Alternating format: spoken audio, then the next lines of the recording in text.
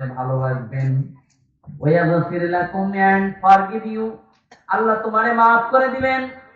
যুনুবাকুম, your scenes, তোমার গুনাহ।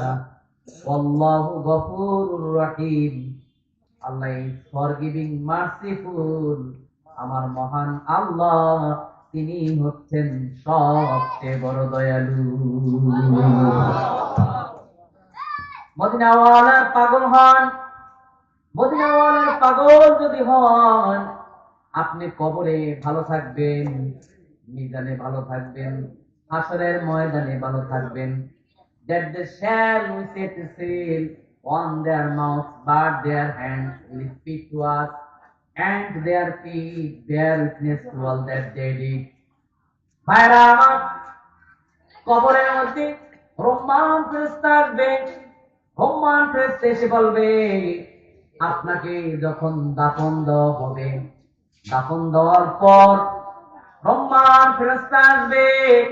দুরান কবরস্থানেও যদি আপনার দাফন হয়, বনানী কবরস্থানে যদি আপনার দাফন হয়, রহমান ফেরেশতা আপনার কবরে হাজির হবে।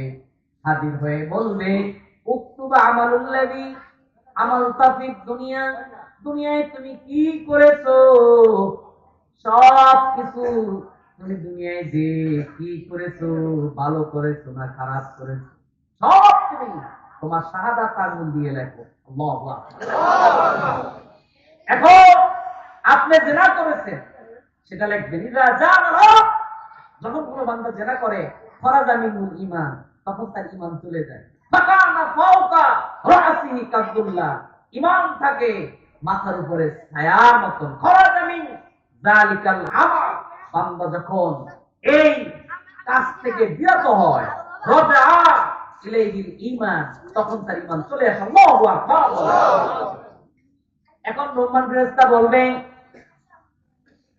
এটা জিকির কর, লা ইলাহা ইল্লাল্লাহ, লা ইলাহা ইল্লাল্লাহ, লা ইলাহা ইল্লাল্লাহ, লা ইলাহা ইল্লাল্লাহ, লা ইলাহা ইল্লাল্লাহ, লা ইলাহা ইল্লাল্লাহ, লা ইলাহা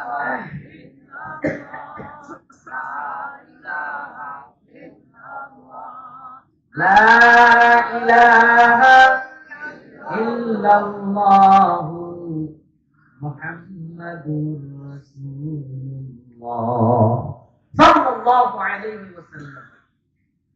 রহমান ফেরেশতা বলবে, উকতুব আমালুল্লাযী আমালতা ফিদ দুনিয়া, দুনিয়ায় তুমি কি করেছো লেখো।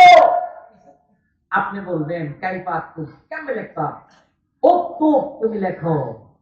ভাইরা আমার, বন্ধুরা আমার, আপনার বাবা কবরে শুয়ে আছে। ওমান তাওয়াল্লা আন্নাহু লা ইয়াসমাউ কুরআন আলিহিম, বাবা কবরে শুয়ে রয়েছে। ইঞ্জিনিয়ার মোশাররফ সরকার সাহেবের আব্বা নাই, তিনি কবরে শুয়ে রয়েছে। তিনি যে সুন্দর তাফসীর সাজাইছে, বাবা কবরে বইসা দেখতেছে। কোরআন আলিহিম, জুতার আওয়াজ পর্যন্ত শুনে। আল্লাহু আকবার। মদিনাওয়ালা বলে, বাবা জুতার আওয়াজ শুনে ওই আলমে বরজখে বসে, ওই কবরে জগতে শুয়া শুয়া শুনতেছে, যে জুতার আওয়াজ পর্যন্ত শুনে যে সন্তান হাইতে যাইতেছে। আল্লাহু আকবার বলে।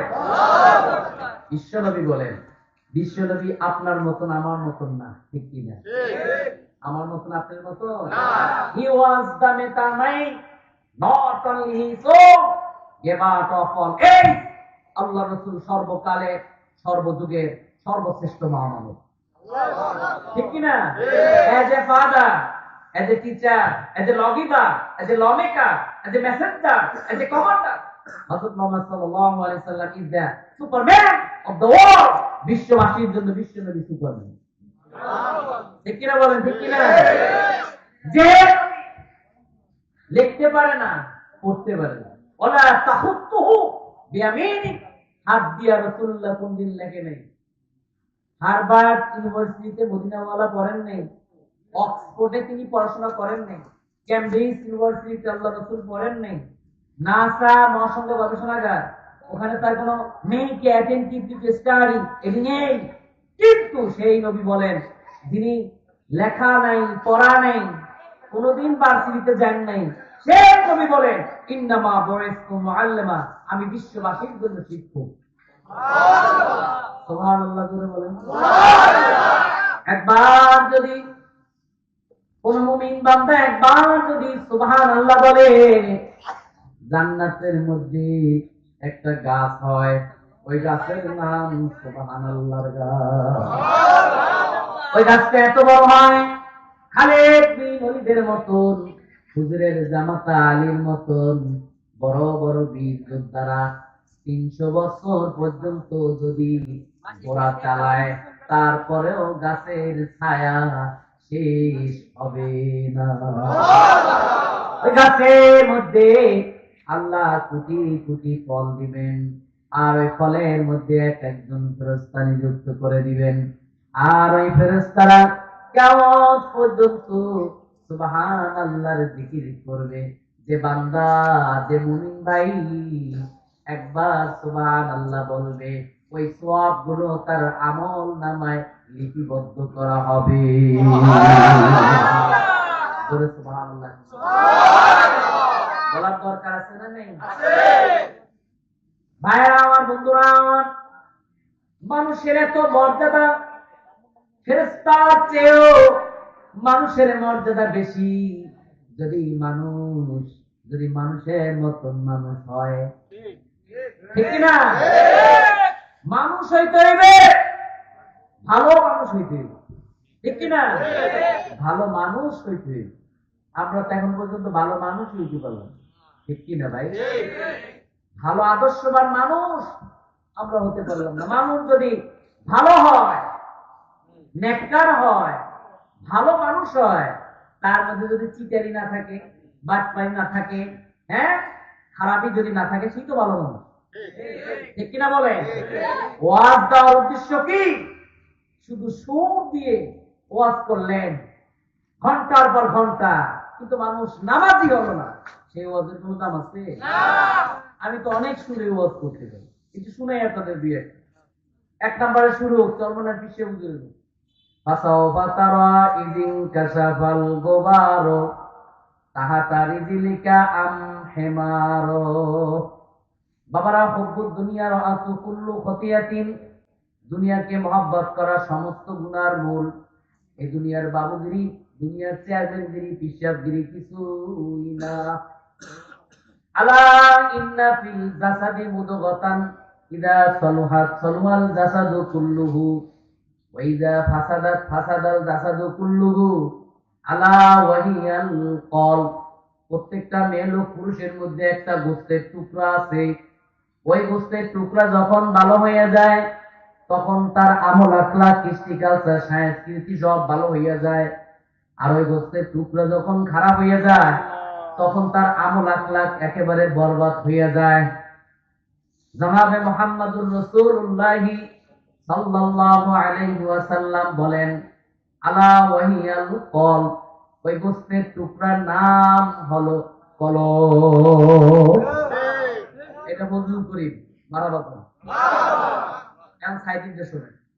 আল্লাহ রাব্বুল আলামিন বলেন, قل لئن اجتمعت الإنس والجن على أن يأتوا بمثل هذا القرآن لا يأتون بمثله ولو كان بعضهم لبعض ظهيرا। আল্লাহ রাব্বুল আলামিন বলেন, হে নবী, तमाम পৃথিবী মানুষদেরকে আপনি জানাই দেন, तमाम পৃথিবী সমস্ত মানব জাতি আর জিন জাতি সব যদি একত্রিত হয়, পরস্পর একে অন্যকে সাহায্য করে, तमाम পৃথিবী সমস্ত মানব জাতি আর জিন জাতি সকলে ব্যর্থ হয়ে যাবে। কিন্তু কোরআনের মতন কোরআন পৃথিবীর মানুষেরা বানাতে পারবে না। 1400 বছর পার হয়ে গেল, কোরআনের মতন কোরআন পৃথিবীর মানুষেরা বানাতে পারে নাই। হ্যাঁ, এখন তো যুক্তিবাদী নাম কি বলে মালিক হাসরের ময়দানে আমার উম্মত যখন জাহান্নামে যাবে, ও মালিক আল্লাহ মেহেরবানি করে আমার একটা উম্মত জাহান্নামের আগুনে জ্বালাইবা না। হুরিমাতিল জান্নাতু আলাল আম্বিয়ায়ে হাত্তা দুখলাহা ওয়া হুরিমাতিল জান্নাতু আলাল উমামি হাত্তা তাদখুলাহা উম্মতি। সমস্ত নবীদের জন্য জান্নাত হারাম যতক্ষণ পর্যন্ত আমার উম্মত, সমস্ত নবীদের জন্য জান্নাত হারাম যতক্ষণ পর্যন্ত আমি রাসূল জান্নাতে কদম না দিব। আহরিমাতিল জান্নাতু আলাল উমামি হাত্তা তাদখুলাহা উম্মতি। সমস্ত নবীর উম্মতের জন্য জান্নাত হারাম যতক্ষণ পর্যন্ত আমার উম্মত জান্নাতে কদম না দিবে। জোরে জোরে বলেন সুবহানাল্লাহ। এবার যুক্তিবাদী টান দেয় না, হাফিজের কিছু নেই। হ্যাঁ, কি বলেন, একটি অঙ্গে বহুরূপ। এবার তারপরে আজহারি, ঠিক কিনা? সব ব্যান্ডের চলবো।